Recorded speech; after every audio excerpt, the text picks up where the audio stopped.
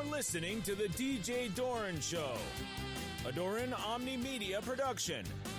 Warning, the DJ Doran Show contains adult language, mature content, cerebral debate, and thought-provoking conversation. Listener discretion is advised. Call 312-235-2281 to be a part of the discussion. That's 312-235-2281. And now, Chicago's perspicacious host of your sane radio obsession, DJ Doran.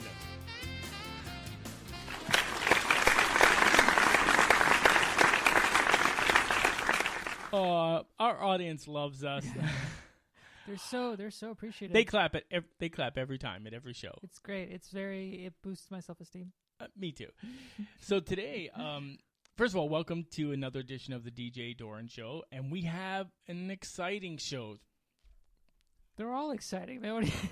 I love that follow-up too. There was just it's an exciting show. We have an exciting show, actually about an issue that is extremely important, but more importantly, being reported inaccurately. So what we're going to attempt to do is educate our audience and ourselves about this topic. And do you know what the topic of today's show is, Rachel? Me? Some about Trump? Of course. This is like one of our political shows, and the headline of the show is Trump versus Iran. And as everyone knows, recently what happened in Iran is very tragic, very scary stuff, because it could have very easily escalated out of control. And as a result, 167 people, died in a plane crash. People are trying to blame President Trump for that, and I think that's ridiculous. Iran's responsible for their own actions. So they fired off a missile. They're using antiquated Russian technology, and instead of targeting the military bases where it was meant for, it fixed itself onto a civilian airliner and blew it out of the sky. Tragic, but maybe if you were a good global partner and a good neighbor, we wouldn't be in this situation, and people wouldn't be attacking you, and you wouldn't have to attack back, and there wouldn't have to be revenge. But I often think of that argument where people say, I don't know why. Do you hear echo in your headphones? A tiny bit, but it's less now. So. Oh, well, I don't know. Anyway, revenge is one of those things that hurts you more than the person you want to exact the revenge on, and this is just a classic example of that, I think. And the other part of that is that when you act like a bully, or when you act aggressively, you can't be shocked when people fight back. That's going to be the topic of the show. First of all, we're going to talk about the War Powers Resolution that was just passed in Congress, which is a joke. But more importantly is the general in question, General Soleimani. It's not like he was a choir boy. He killed his own people. He killed Americans, and I think over the last week prior to his death, he had been involved in that in 7 or 8 violent attacks that culminated with the Revolutionary Guard attacking our embassy there. Mm-hmm. Luckily, our Marines got there in time, and they quickly fled into the night. Mm-hmm. Sorry about that. I have a little frog in my throat. Ribbit. Anyway. Every time you cough, say that. I will. So today's show, I want to talk about specifically the power that is vested in the president by the Constitution. And then we could talk a little bit about the war resolution that was passed on Thursday. First of all, the war resolution that was passed on Thursday, most people may or may not know this, is a non-binding, and I'll say that again, it is a non-binding resolution, right? It's cowardly. This is all political theater. They're not doing anything. They have no power, so they're going to pass this non-binding resolution that says that's basically like a policeman saying stop, or I'll say stop again. There's no teeth to it. So the non-binding resolution, the War Powers Resolution that was just passed, was basically geared to do one thing: to embarrass the president. Mm-hmm. That's it. It doesn't bind him in any way, shape, or form legally. It is not supported by the Constitution, by Article 2 of the Constitution. It is nothing. So why did they do it? That's the question. Simply to embarrass the president so that this do-nothing Congress, mainly the House, can say that they're doing something because they don't like him. It does right? actually sound pretty likely. Yeah. So it criticized the president for not consulting, quote unquote, I'm doing air quotes right now for those that can't see, with Congress and receiving its authorization before ordering the killing of Iranian General Soleimani. And the resolution also orders Trump to stop using military force against Iran until he gets congressional approval. Here's the deal. He doesn't need permission from the Congress to protect the United States. He needs permission from the Congress to declare war. Yep. Right? So this is just, it is ridiculous. And it's amazing to me how a lot of people are rallying around this and saying this is going to, put a leash on him or put a collar on him or whatever. But this is all flash and no boom from the Democrats. The president acted fully within his constitutional authority to order the drone strike. Whether or not he had accurate information or blah, blah, blah, blah, blah, that's up for debate. But assuming he had accurate information, the guy was a bad guy, and he got taken out. And quite frankly, in my humble opinion, not soon enough. He should have been taken out a long time ago. Now, the framers of the Constitution understood clearly that we needed a strong president to defend our country. It is the main reason why they replaced the weak Articles of Confederation, which were the loosely held articles that preceded the Constitution, right? They replaced those with the Constitution to create the office of the president with the powers that it currently possesses. Now, here's why I'm a little bit outraged by this. Article 2 of the Constitution makes the president the commander-in-chief of the Army and Navy of the United States, because back then we didn't have an Air Force, right. obviously. Yeah. But we did have an Army and a Navy, sort of. And he's also vested with all of the executive power and the duty to execute the laws of this country. Right? That's what the president does. He is the figurehead leader of the United States, and that's why we have the separation of powers, right? So the text, structure, and history of the Constitution make it abundantly clear that Article 2 gives the president broad constitutional authority to use military force to support our national security and interests without consulting or gaining approval from Congress, right? So this strike in Iran is well within his authority. And that's the way it has been interpreted by the court since the very beginning of our nation and every administration, by the way, from George Washington to President Obama. True. So I want to play a little clip. This is Representative Matt Gaetz, and he is talking he's on CNN, or he's talking to someone on CNN. This was on January 10th, talking about the War Powers Act. So this is, again, Representative Matt Gaetz.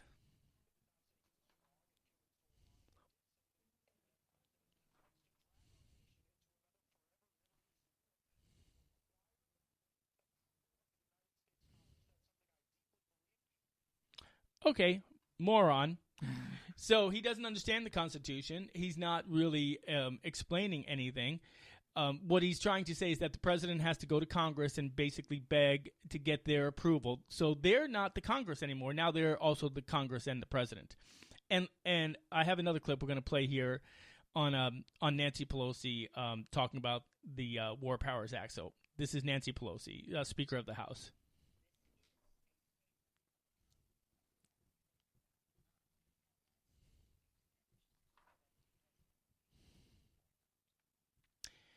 Okay, let's clap in the Nancy Pelosi way, right? The most hilarious way. The most hilarious way. Okay, first of all, she's making a statement. You make a lot of statements, Miss Speaker of the House, or Mrs. Speaker, or whatever. Everybody in politics does. Yeah, you make a lot of statements, but this is not a legal issue. This is not anything that Congress even should be involved in. This, again, is the House of Representatives making a statement because they feel slighted because they weren't informed prior to the attack, which most presidents have done as a courtesy, But quite frankly, after the way the House treated the president, I don't blame him. I wouldn't tell them shit. I would tell them exactly what I absolutely had to tell them, not a statement more. I saw something today, too. I'm going to segue off a little bit here. I saw something today that there hasn't been an official press briefing in 30 months. Oh. From, like where they have like a presidential press briefing. Yeah, exactly. And the media is getting all bent out of shape. Like, we need to have a press. 30 months? 30 months. Whoa. Right? And the media is getting all bent out of shape saying, oh, we need to hold him accountable and this and that and this and that. And I'm thinking to myself when I'm reading this article, why would he have a press briefing with a hostile media that doesn't report accurately for the most part? What? Just talk to the people. So basically, the media has had a free run for many, many years and all this power, and now they're emasculated, and they're sitting in the corner with their thumbs in their mouths saying, oh, you're not treating me fairly, mommy. That's what it sounds like to me. That's what I hear in my mind when I read that. Now, does that mean that there's not well-intentioned journalists who really care about the accuracy of what they're reporting? Absolutely not. It doesn't mean that. There are plenty of journalists that work hard every single day, getting out there trying to report the truth and the facts as they are. But these media organizations are controlled by conglomerates now, and they're looking at the bottom line. They're looking at ratings. Yep. They're looking at money. And I call the CNN. I'll use CNN specifically because they are egregious. There's a reason why their ratings are down in the dumps, like even behind MSNBC. Because they don't care how accurate or inaccurate or how flashy it is. It's just as long as it gathers attention. As long as it gathers attention and ratings and money. Yep. So I call that I call them infotainment.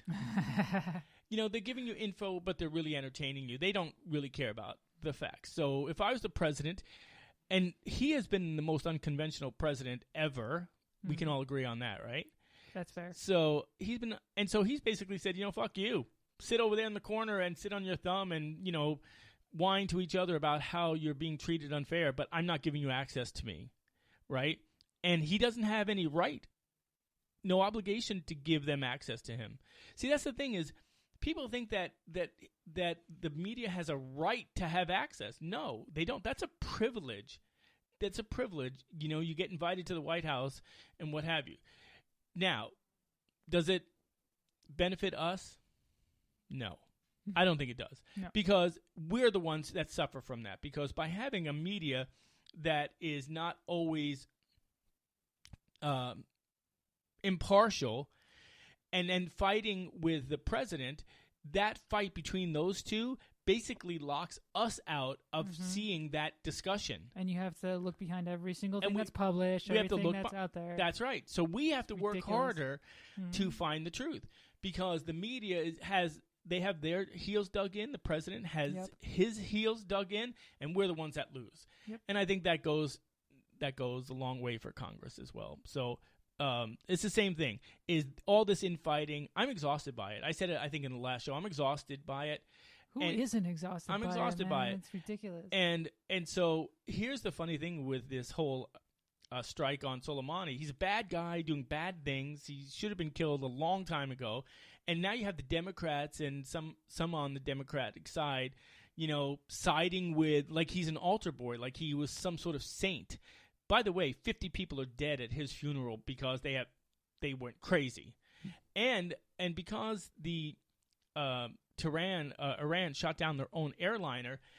All of these protests, massive protests in that country, are really threatening the current regime, and I think that this may have an unintended byproduct, and that is that there could be some changes in the Iranian political landscape. But, I don't know. That would be the best case scenario, but I don't think that's going to happen anytime soon. But it is very interesting. So on our Facebook page, I posted a post that I'm referring to as I'm chatting with you guys, but one of the posts was a picture of Soleimani's hand. It got blown off his body, and they identified it by the ring he's wearing. Ah. So did you see it? No, I did not see it. Oh, Facebook blurred it over because of the graphic content. But if you agree to it, then you can see the photo. I don't know if you can see it. Me, I'm on the other side of the table. No, Nick, from you. see it? Nick does not like the image. Oh, he doesn't like the image. Thumbs down. Big Whatever. thumbs down from Nick over there. So listen, you mess up and you do that shit. This is what happens to you. So but he's a bad guy. You should see some of the photos of the people where he did things to them. It was pretty amazing. All right. Anyway, I want to play this other clip. This is Max Rose, Democrat against the War Powers Resolution. He's against it. So this is one of the Democrats that voted against it. So that's clip 7. Let's go to that.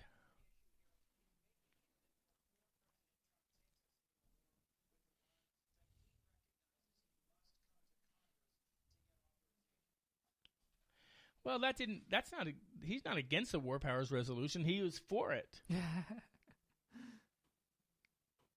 Everybody squint at the paper. I know. Well, it says against the War Powers Resolution, but these are people that are for the War Powers Resolution. So I'm going to assume clip 9 is Representative Sherrill against, he's for the War Powers Resolution. So let's go to clip 9.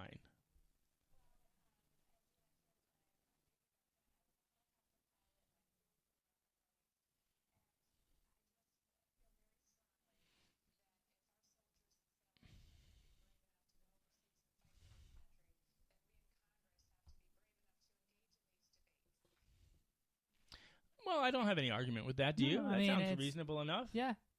But these are big fucking topics. Y'all should talk about it. They should talk about it. I mean, these are big topics with big consequences. Exactly. So, I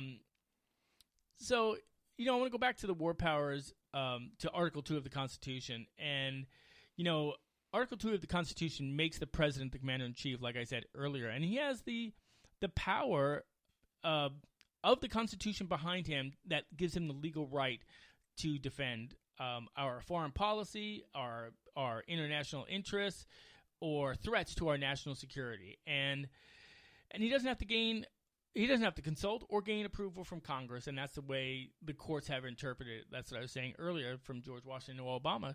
So I don't understand what the House of Representatives is trying to do now. It makes no sense to me. So they put this War Powers Resolution that has no teeth. They can't enforce it. There's nothing. So they all vote for it. So they hate it. They hate that he killed Soleimani. I get it. And it's not even it's not like even a censure or anything. It's a non-binding waste of time. Yeah. That's what it is to me. It's a non-binding waste of time. Mm-hmm. So I want to go to a clip that is President Trump. He had a rally in Ohio recently. Oh boy! Did you see any of it? No, I did not. Trump rallies are very hard to watch. You can only get in so far before you're just like, I can't fucking do this right now. I'd love to watch them because they're amazing. And did I tell you that I was at a Trump rally? No, wait. Weren't you trying to get into one? No. Press? We were at a Trump rally as the press. Yeah. They didn't realize that we were LGBT press, and so they gave us press credentials. Yeah. And then I was in there. You were in, okay. Yeah, it was scary. Yeah?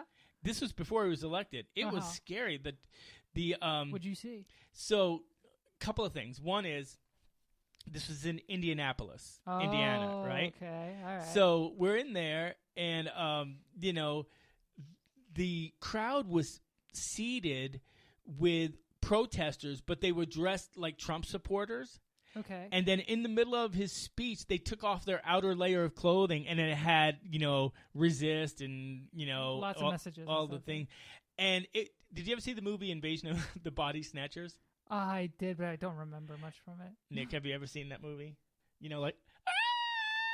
They point and screech, when someone wasn't converted. Right. Anyway, Trump was like, anytime one of these protesters took their clothes, took their outer layer off to expose that they were protesters, Trump would point and say, there they are. And then this security detail would go through the crowd, and the whole crowd would be pointing at them and whatever, and then grab the people and then take them out. It's manic, dude. So that happened 5 or 6 times. Jeez. during the whole speech. So I'm going to play a clip. This is Trump on Congress wanting to have wanting him to get permission before he did When anything. was this?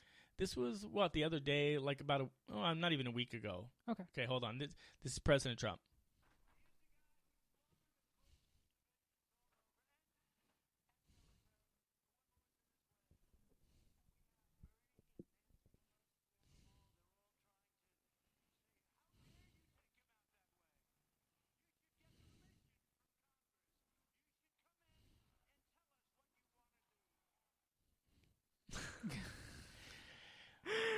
Well, listen, love him or hate him, he is right about this. He had no obligation to get permission from Congress, none, for this kind of thing. Now, if he was declaring war, and he was, on behalf of the United States without congressional, that's completely different. Completely different. But this was a one man or a couple of people, but one man and a tactical. A tactical decision. Basically, now, an assassination. Basically, an assassination or retaliation, if you will. Yeah. And some of the since this happened over the last couple of days, some of the debate that's come out is that there was no imminent threat, like he's saying. Right. And so he's refusing to share the intelligence that shows that there was imminent threat. So, because I don't know. I haven't seen the intelligence, so maybe there wasn't any imminent threat. He was a bad guy and deserved to be taken out. Mm-hmm. But this is where Trump always fucking stumbles, right? Tell me. He does something that is legitimate and right and legal, and then he fucks it up. I know. By saying, I'm not going to share my intelligence with you that he was going to attack other targets. So therefore, now it creates this air of, well, now it's, what are you hiding? Yeah, right? Like, so you now, can't trust him. You can't trust him. So he's shooting himself in the foot. And if he didn't have the intelligence, wasn't a Freudian slip. But if he didn't have the intelligence to say to these people, hey, there's no imminent threat, but he's a bad guy, so let's just kill him while we have an opportunity kill, right? Mm-hmm. Then he fucked up there too. Yeah. Right? Because he could have made a legitimate case. Or he could have said after the fact, hey, we've been after this guy for a long time. Opportunity presented itself, and I took it. Yeah. Right? End of story. That would have been fucking You don't fine, have to though. add any more shit to it. You don't have to add this, like, subterfuge and this, like, I have secret intelligence that I'm not going to share with you. Like, damn. I mean, that's where I get pissed off, right? His choices in his speeches is not exactly... I wouldn't credit him for that. Seriously, it pisses me off, that kind of stuff. So, yeah. Listen, we're coming up on a break. We're going to hear from our sponsor, Joe Eats World. We're going to take a breather. And take a breather. When we come back, we're going to continue our discussion, listen to a couple more clips, and talk a little bit more about Article 2 of the Constitution and what powers it gives to the President of the United States. So don't go anywhere. We'll be right back. You're listening to The DJ Doran Show. This episode of The DJ Doran Show is brought to you by our friends at Joe Eats World, featuring Chef Joe Morales as he eats and drinks his way through life, sharing recipes, dining experiences, and cooking tips. Be sure to follow him at joeeatsworld.com and on his Facebook, Twitter, and Instagram.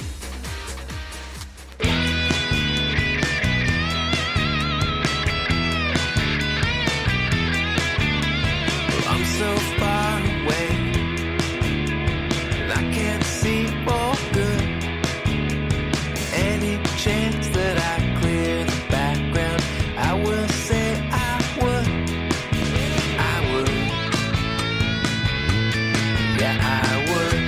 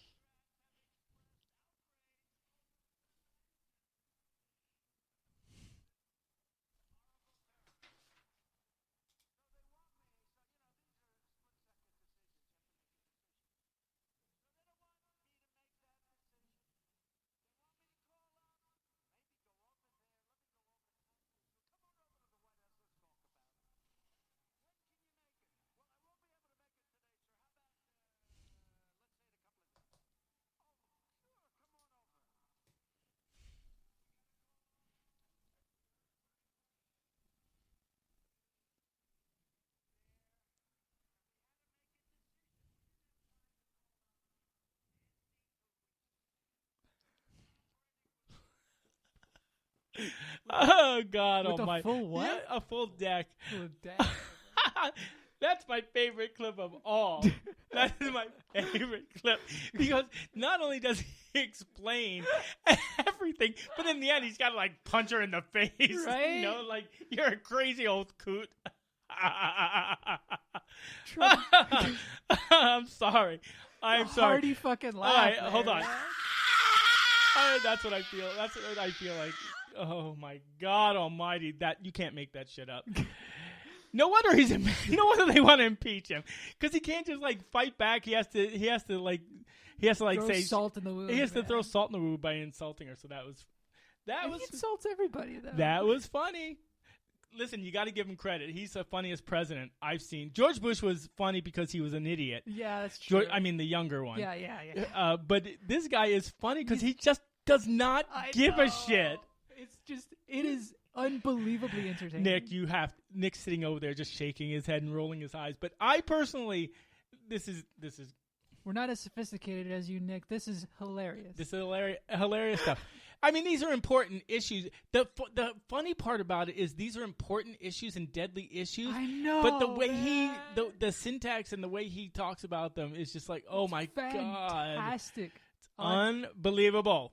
How just like so loosely he goes about it. Yeah. So anyway, long story short, let's tie off about Iran here really quick. But you know, Iran had a response and they sent those 12 missiles, minus the one that shot down their own airliner, the Ukrainian airliner. I'm sorry, but they sent over those 12 missiles, but they gave the Americans and the Iraqis advance warning, so everybody was able to leave. So they just basically blew up empty storage buildings. And then they came out on state-run television and said, we have acted with a measured response and we consider this matter done. And so a lot of people are saying that was their way to save face. They took a response. But where they fucked up is like, let's kill the Americans. And they, in their zeal to just shoot, they shot down their own airliner. And now they just opened up Pandora's box and created a bigger problem. And, you know, in a way, I know you're not even going to believe I'm going to say this. I know. I believe. All right, go for it. In a way, preparing myself. I kind of see the stretch where people are saying that Trump is to blame partially. I might agree. Because, you know, he took out the bad guy. I don't know if it was, you know, maybe it was an opportunistic, you know, kill, right? I totally get that. But the way he explained it and the way he is now explaining it, he's like, people don't even care whether it was legitimate or not. They're like, you're an idiot. So, you know what? Your idiotness created the Iranians to overreact. And as a result, you know, it's like, listen, haven't you ever done this? I've done this.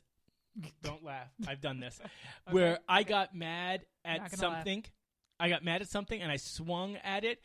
And I think it was the car. I hit the glass. But the glass didn't shatter. It bounced back, and then it hit me in the stick hit me in the forehead. I didn't laugh. But that's exactly what this kind of reminds me of. It's you know, the Iranians wanted to have a retaliation because of the killing of Soleimani, so they took a stick and they hit the glass, but it came back and it hit them in the face. And unfortunately, 167 people tragically died. And this is where I hold him accountable, is if he had legitimate intel and he took out this guy, great. He should have explained that. The Iranians could have taken a measured response. But he has to add that gut punch at the end, like Crazy Nancy, who's not playing with a full deck. He can't just make the statement and fucking stop. He has to make the statement and then say the extra.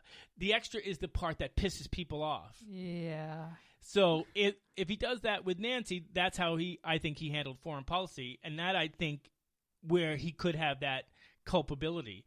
So anyway, it's one of the rare times that I am going to agree with someone on the left about that sort of stuff, because I think that as a president of the United States, when you're the biggest guy in the room, you have the ability to measure your responses, and you need to be thoughtful of the consequences of someone fighting back that may not have the ability to beat you up, but if they flail around, they could hurt other people. And I don't think any of those words can really describe Trump accurately. No. I don't think no one would say a sentence like that about Trump. No. So my that's my thought about that. So, that brings us to the other part of the show that I want to go back to, and that is, why is he being impeached, right? Okay. So, first of all, he's impeached on 2 articles, right? Abuse of power, right? Which I think I discussed in the last show, which Yep. is not even a crime; it's an opinion. Uh-huh. And then obstruction of Congress, which is a legitimate crime, but I'm not sure that happened here. Yeah. But then again, now you have 2 high school factions saying, I'm not going to let you see the articles until you get me what I want. And the other guy saying, I'm not giving you what you want, but you have to send. And I've been watching that for the last couple of weeks, and it's embarrassing. That's immediately what I thought, too. It's just embarrassing to watch, It is. And, of course, now Nancy Pelosi is going to send over the articles, and this is what I predicted way back when. The Senate, which is controlled by the Republicans, are going to look at these articles and say, this is bullshit. Duh, acquitted, move on. Yep. So the reason why I think she didn't want to send them over was because it makes a bigger splash. And it drags it out. Yep. It keeps dragging it out. So I had someone I was talking about this the other day, and they were going on, well, why don't they have witnesses at the trial? What trial doesn't have witnesses, right? Because if you go to trial, don't you have witnesses? You want witnesses. Sure. Good or bad, right? There's a reason why, and that is specifically because, and it was designed this way, and that is the House of Representatives is the investigative part of the impeachment process. Mm-hmm. It is their role to get witnesses and testimony before they decide to make an impeachment against the president. Yeah. That's their role. Yeah. Once their role is done, they send the articles over to the Senate, and the Senate has a trial, and the Senate is just a trial listening to all of the facts presented by the House of Representatives, and then to vote whether or not they believe it or what have you. And they don't have to have witnesses. It's like having witnesses after the trial is over. Yeah. After so it's excuse me, Ribbit. There you go. It's just, if you understand how the process works, you realize how ridiculous this has been.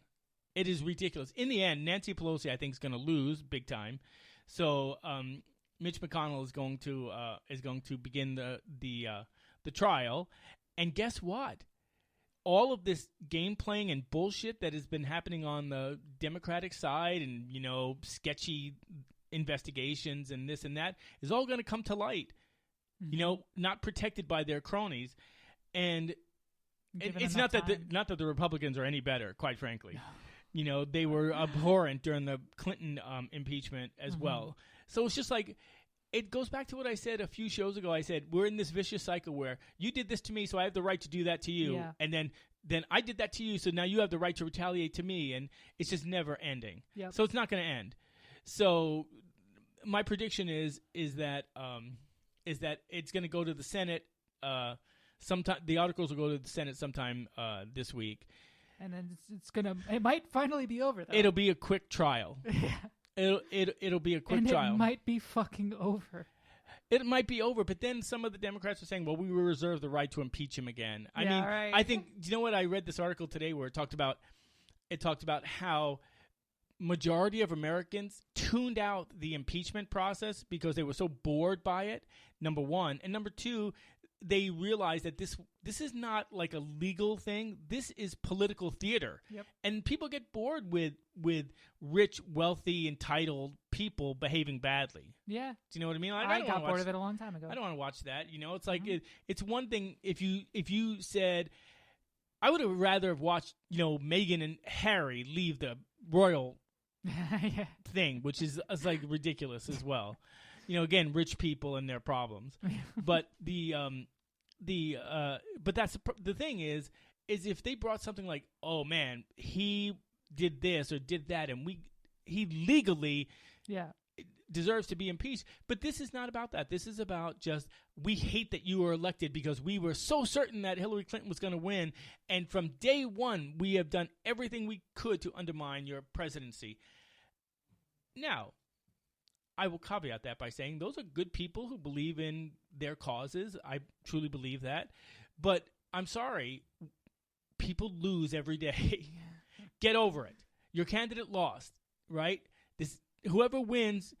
That's the way it works. And they get to run things the way they want to. And I used to say from an entrepreneur standpoint, I used to say, hey, you start out as a dishwasher, but when you're the head chef, you call the shots. But right now you're the dishwasher. Mm-hmm. And until you become the head chef, you either do the job you're supposed to do, and the house should have been doing the people's business instead of wasting our time and our money on these stupid investigations that really yielded nothing. I personally, when the Mueller report was coming out, I thought, there's going to be something there. This has been like a month-long investigation by a former FBI director who, is going to dig around and we got him red-handed. Oh, we're sure we're going to get anything.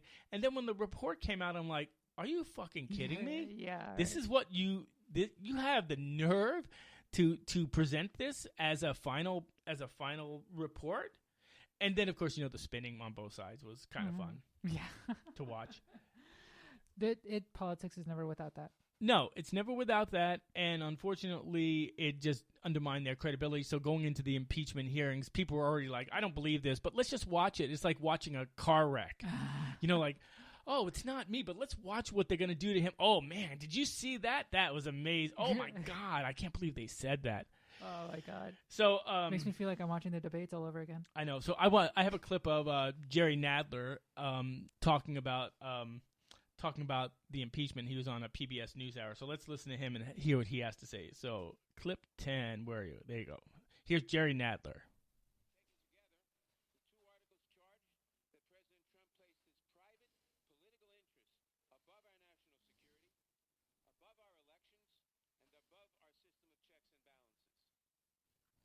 Yeah. Okay. Yeah. So, first of all, there's a couple of little things here. This phone call that they're talking about, if you've read the transcript, which I have read the transcript. I have not. There is no quid pro quo. There's nothing in there. Even the Ukrainian president said, no, I didn't feel any pressure. I didn't know anything about it. Whatever happened was behind the scenes. But here's the thing. The Texas Supreme Court ruled a few years ago that a politician or a government can withhold payment to other governments if they're not doing what they're supposed to be doing or anything that we don't agree with. They don't have the right to get our foreign aid. Mm-hmm. There's no right. It's not like, oh, this is a payment for goods that you sent to me. We bought a bunch of Ukrainian yak scarves, and so you owe us. Do you know what I mean? Oh, I want a fucking yak scarf. I bet you do. Do you even know what a yak is? Yeah. Oh, okay. I almost yacked thinking about it. Oh, my God. Oh, I love the jokes in this show, man. So it's not like that. So we as a government have every right to withhold foreign aid if another government is corrupt or if they're not fulfilling the terms of a treaty that they signed with the United States, et cetera, et cetera, et cetera. Sure. It's not like the Obama administration where we're like, hey, Iran, here's a pallet of fucking cash. I saw that. That still burned into my mind when I saw that pallet being loaded on the Iranian airplane of cash. Mm-hmm. I'm like, fucking A. Because I was in the military during the Iranian hostage crisis. Uh-huh. So from the Ayatollah Khomeini and all the rest of them, my vote was to turn that country into a field of glass at the time during that. But there are a lot of innocent people that are underneath that rule. So you learn to tolerate it and you try and say, okay, can we work with that to protect the population? And maybe that's that something's going to change in in the future, but my my thought was that I just totally lost my thought. Man, talking about thought? No, I know. Talking about Ukraine, there was no quid pro quo. The president has the right to withhold foreign aid. Yeah. So when they talk about this, he there was a quid pro quo, dig up dirt on Joe Biden or Hillary Clinton or whatever. Mm-hmm. That never happened. It's not in the transcript at all. Mm-hmm. It's not in there. By the way, there's a YouTube video of Joe Biden basically, and I like Again, I like Joe Biden. All right. I do. I would go have a beer with him, and he'd be fun to hang out with. I think he'd be a very personable president. I don't think he should be president. Agreed. But if he was president, it wouldn't be the worst thing ever. I agree. I'd put it to that way, But yeah, I'm with you on that. Bernie Sanders, I would literally scream for days on end. Scream and days on end, and then I'd mail him my empty wallet because that's all I'd ever have in it. Fuck yeah, I don't even like money anymore. Just take it. So, but the point of it is, there's a YouTube video of Joe Biden talking to the Ukrainian ambassador saying, basically, you need to fire this guy, otherwise you're not getting any aid. And the ambassador says, well, you can't do that. Do you have the authority? He goes, I have the president's authority. Call him. Mm-hmm. That's quid pro quo, right? In its purest form. Is it illegal? I don't know. No, it's not illegal. Like I just said, it's not illegal to withhold foreign aid to corrupt governments if they're not abiding by a treaty or they're not doing what you want them to do. We don't have a right to give them money regardless of what they do. There's no right there. So there's no crime. There's no crime whatsoever. Now, if it came to light that Trump said, hey, I'm not giving you foreign aid. You've complied with all the terms of getting the foreign aid, but I'm not going to give it to you unless you help me find dirt on Joe Biden or Hillary Clinton. Mm-hmm. Do you know what I mean? Mm-hmm. If there was a smoking gun for that, yeah, totally impeachable. That is absolutely not legal. Mm-hmm. But the transcript does not show that. This is all smoke and mirrors. Well, Giuliani said this and so-and-so said that, and they must have the ear of the president, so he must have directed them from third party, fifth party, seventh party. Yeah. That's not. I'm sorry. You don't impeach a president for that. Because if I got in trouble for the things that people, 3 people removed from me said that they thought I said or said something that they thought I meant, yeah, I'd be fucked. Yeah. Yes, you would. Yeah. Talking from my perspective, you absolutely would. Yes. So on that, here I have a clip. This is on Trump's phone call with the Ukrainian politicians. Yep. Right. So clip 11. Here we go.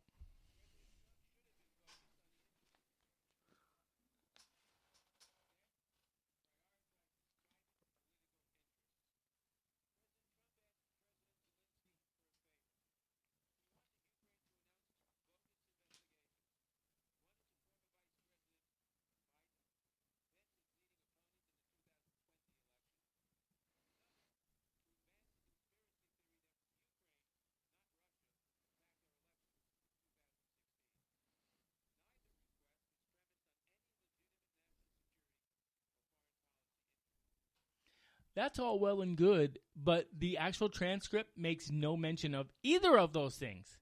I love it when people in politics say conspiracy theory. It's really funny, whatever they follow up with. Well, I mean, the truth of the matter is there's no evidence that happened.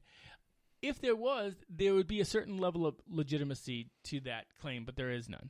Mm-hmm. So, listen, we're coming up on a break. We're going to take a break. When we're going to come back, we're going to talk a little bit more about this and then continue our discussion. So don't go anywhere. You're listening to the DJ Doran Show. Don't go away. We'll be right back. Call 312-235-2281 to speak to DJ.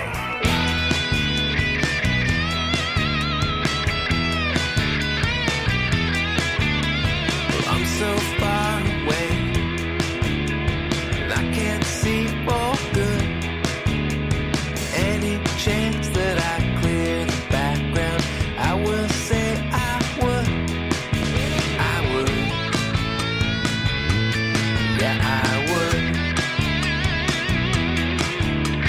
Trace the arrows clear like I should. Trace the arrows clear like I would.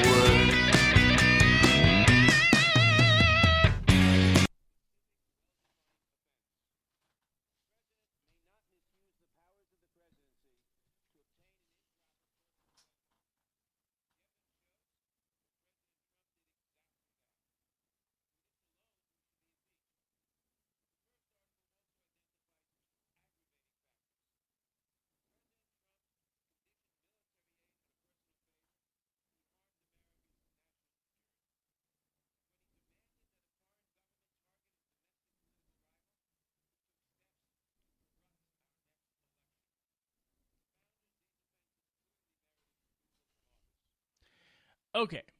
I can't let that go by without commenting on that. Get him. First of all, it is highly suspect whether or not this alleged act by President Trump had any impact on our national security or undermined our national security, right? Ukraine's not a threat. They're not going to attack us or whatever. And the other thing is, again, I've read the transcript.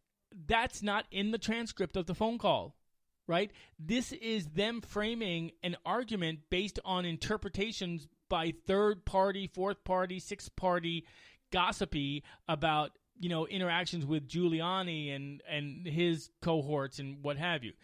In the actual transcript between the Ukrainian president and President Trump, none of this is in there. Do you understand that? None of it is in there. So, Rachel, let's just use this as an example. Oh, boy. So, somebody calls me and tells me gossip about you. Okay. That's likely. Rachel stole money out of your wallet. Oh, that's definitely me. It is. That's why I hide my wallet when you come over to record the show. And we're gonna put in like these scanners at the door too. Oh yeah, that's what that was for. Yeah. You just thought it was like a wine cabinet. Well, but anyway, so someone calls and tells me Rachel stole money out of your wallet. So I don't look at my video surveillance. Not that I have any, but if I had video surveillance, I don't look at any of the things that would give me that information. But based on that third person, like, oh, it's a third person. I'm going to even make it better. Rachel, your friend and a friend of hers called me and told me that you stole money out of my wallet. So based on that information and not looking at the fact, like let's say I look at the video of you we're taping during the show. Yeah. And other than you eating us out of house and home and having what do you call those things? What things? What? The soda things that you drink. Oh, LaCroix. LaCroix, right? Yeah. The things you buy. The things I buy. Other than that, I don't see anything that shows that you even went near my wallet, right? Nothing. Right? There's no evidence of that. So I'm looking at it. I'm looking at the video, and there's nothing. For the whole time you're here, you're eating or recording the show. Yeah. But because the friend of a friend said it, I'm going to use that as the basis to file a police report against you. Do you see how ridiculous this is now? Right? I feel it. That's the ridiculous. This is what people need to understand.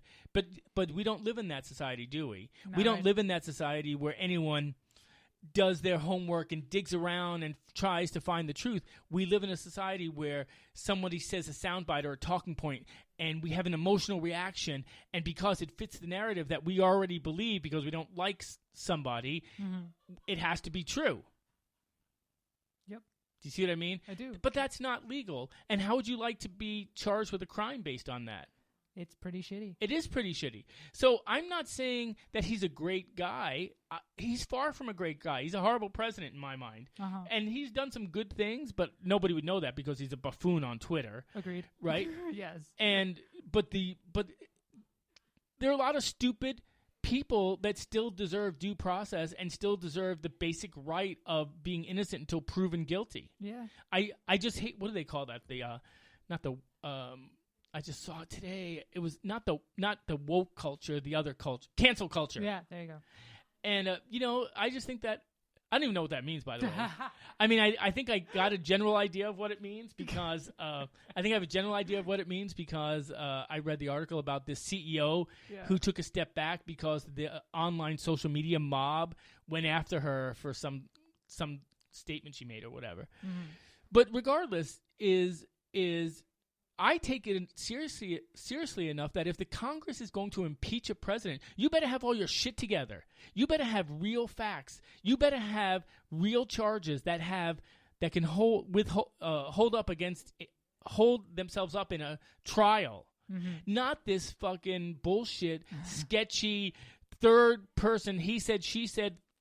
5 times removed, and but we're gonna ignore the one solid piece of evidence that we do have, which is the recording of the transcript of the phone call. So you have to ask yourself, who is this for? Then all of this stirring of shit, because they hate him, And listen, you don't understand. When Hillary Clinton lost the election, I read multiple reports where she just had like this emotional meltdown. And you remember, she didn't want to concede right away, right? Because she thought she had it in the bag. I mean, listen, you're sitting in your suite thinking, in about an hour, I'm going to come out and be Madam President, and you don't even think that there's a possibility that that's not going to happen, and then it happens that he beats you. Mm-hmm. I mean, what does that even feel like?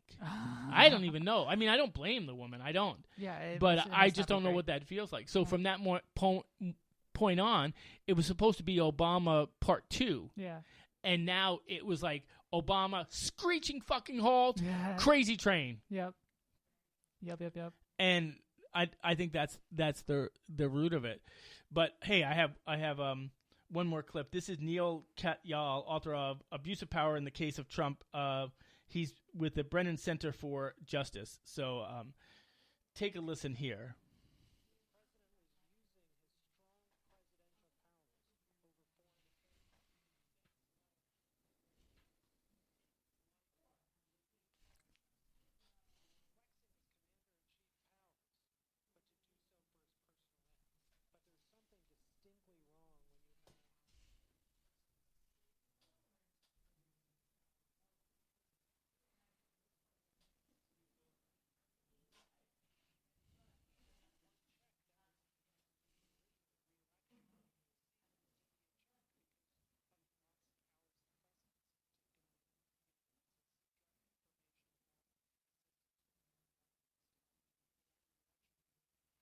You know what I find funny about all these clips that producer Nick got for me?